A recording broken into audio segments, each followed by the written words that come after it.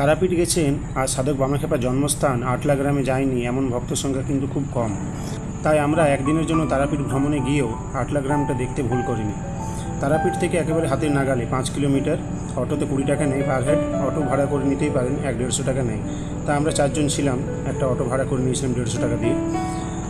আটলায় গিয়ে সেরকম দেখার বিশেষ কিছুই নেই। ওই সাধক বামাখ্যাপার যে জন্মস্থান বা জন্মভিটে এখন দুটো বাড়িতে ভাগ হয়ে গেছে, কোনটা আসল কোনটা নকল বুঝে ওঠার উপায় নেই। তা দুটোই দর্শন করলাম, প্রণাম সারলাম। চলুন দেখি গ্রামটা ঢুকছি। এই যে চলে এসেছি, অটোটা একটু দূরেই দাঁড় করালো। এই যে এখানে একটা যাওয়ার একটা রাস্তা আছে, একটা নতুন বাড়ি, এবার পাশে একটা বিল্লবাসিনী কালী মন্দির এবং দূরে এই যে বিল্ডিংটা দেখা যাচ্ছে সেটা একটা বাড়ি।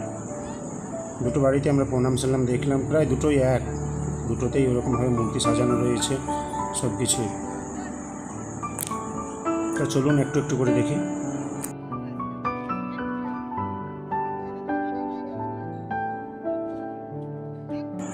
অনেকে বলছে নাকি এই বাড়িটাই কিন্তু আসল বাড়ি। ভিতরে কিন্তু ক্যামেরা অ্যালাউ নেই, এই পর্যন্ত এসেই ক্যামেরা অফ করে দিতে হয়েছে। আবার একটা নতুন যে বাড়ি আছে সেটাতে আমরা যাব। এটা হচ্ছে একটা আলাদা, পরে নাকি নতুন করে হয়েছে, এটা আগে ছিল না অনেকে বলছে। তা চলুন দেখি।